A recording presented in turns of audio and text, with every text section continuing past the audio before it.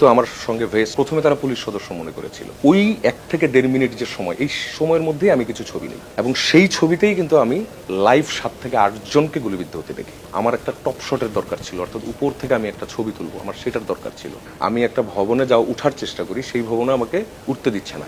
সেই ভবনে উঠতে দিচ্ছে না, কেন উঠতে দিচ্ছে না সেটা আন্দোলনকারী যারা তারা বলছে যে ছাদের উপরে পুলিশ আছে এবং তারা উপর থেকে গুলি করছে। আমার এটা প্রথমে বিশ্বাস হয়নি যে এমন কিছু হতে পারে। তারপর আমি বিভিন্নভাবে রিকোয়েস্ট করে ওই বাড়ির মালিককে ফোন করলাম, ফোন করে আমি কোনো রকম ওইটার ছাদে উঠলাম। ছাদে ওঠার সঙ্গে সঙ্গে আমার যে এক্সপিরিয়েন্সটা হলো সেটা হচ্ছে পাশের 2 ছাদেই আমি দেখলাম আসলেই পুলিশ আছে এবং তারা সেখানে অস্ত্রসহ।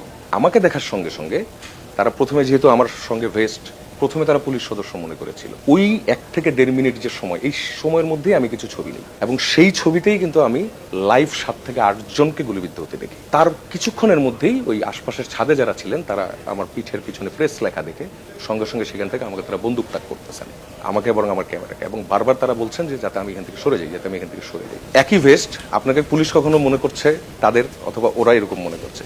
তো তখন আমাদের যেটা করতে হলো সেটা হচ্ছে আমরা ওই ঝুঁকিটা নিয়েই আমরা ভেস্ট এবং হেলমেট সব খুলে ফেললাম।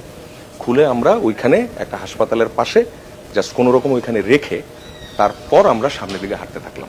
হ্যাঁ, ওই যাত্রায় আমরা রামপুরা ব্রিজের প্রায় কাছাকাছি পর্যন্ত গিয়েছিলাম, কিন্তু সেখান থেকে আমরা দেখলাম পাশের গলি থেকে বিজিবি সদস্যরা তারা বেরিয়ে আসলো এবং বেরিয়ে আসার পর তারা প্রথমে আমাদেরকে আন্দোলনকারী মনে করলো এবং মনে করার সাথে সাথে তারা দৌড়ে এসে হচ্ছে যে তারা বন্দুক তাক করবে এমন একটা অবস্থা। সঙ্গে সঙ্গে আমরা আমাদের মাইক্রোফোন দেখালাম, এসে ক্যামেরা মাইক্রোফোনটা তারা নিয়ে নিল। নিয়ে নেওয়ার পর আমাকে বলা হলো আপনি এখানেই থাকবেন, এখান থেকে একটু নড়বেন না, কোনো কাজ করার দরকার নেই, সব সরিয়ে রাখলো। আবার ধরেন আপনি কোনোভাবে ছবি তুলেও ফেলছেন, তারা সামনে আপনাকে পাওয়ার সাথে সাথে আপনার ছবি ডিলিট করাবে। এই পরিস্থিতি হয়েছে, তখন ছবি ডিলিট করাচ্ছে। অথবা আমি ধরেন মুভ করার সময় আমি তো তখন টেকনিক্যালি অনেকগুলো কার্ড ব্যবহার করতাম, কারণ যেই কার্ডে আমার ভালো ছবি আমি সেই কার্ডটা সরিয়ে ফেলতাম সঙ্গে সঙ্গে, অথবা সেই কার্ডটা আমি রানার দিয়ে অফিসে পাঠিয়ে দিতাম। হ্যাঁ, ওই কার্ডটা আমি নিজের কাছেও রাখতাম না, যে আমার কাছ থেকেও যাতে কোনোভাবে এটা মিস না হয়ে যায়। তো এই অবস্থা করতে গিয়ে প্রায় দেখা গেল যে প্রায় 40-45 মিনিটের মতো আমি আসলে কোনো কাজ করতে পারলাম না, আমি শুধু দেখলাম।